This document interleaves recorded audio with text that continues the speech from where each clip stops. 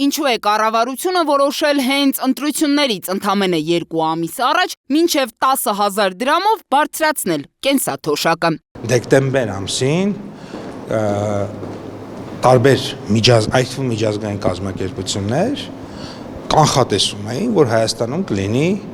5,1 կամ 5,2 կամ 6 էական չի, նախ 5,5 6 էին ասում, մենք ասում էինք 6 եւ ավել տոկոս,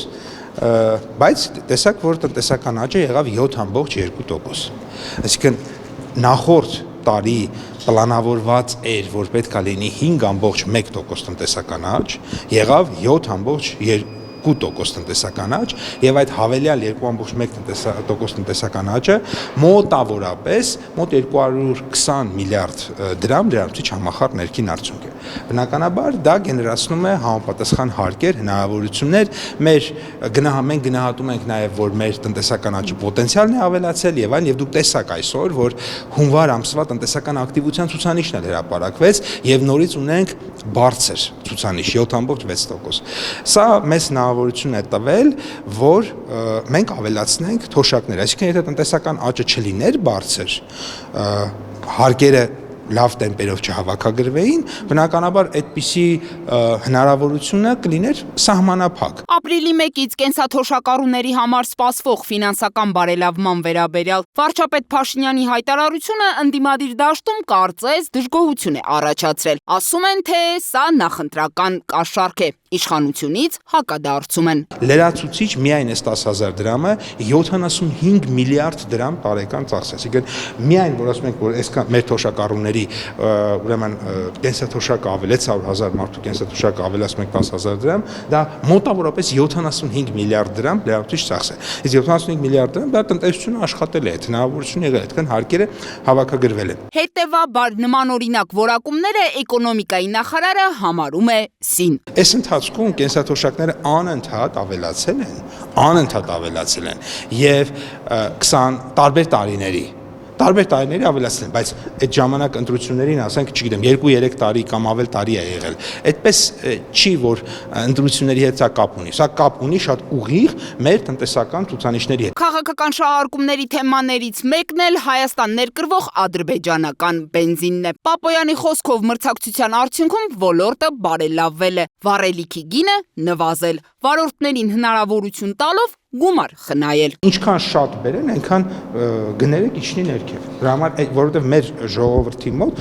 դա շատ տրամաբանական է։ Մարդիկ ինչի պետք է օրինակ 500 կամ 500, մինչև այդ ապրանքի մուտքը Հայաստան, ես ռեգուլյար բենզին տեսել եմ 500-520 դրամով։ Հիմա եթե անգամ դերասած գին է, տնենք օրինակ 440 կներեք, հա, հիմա տարբերությունը,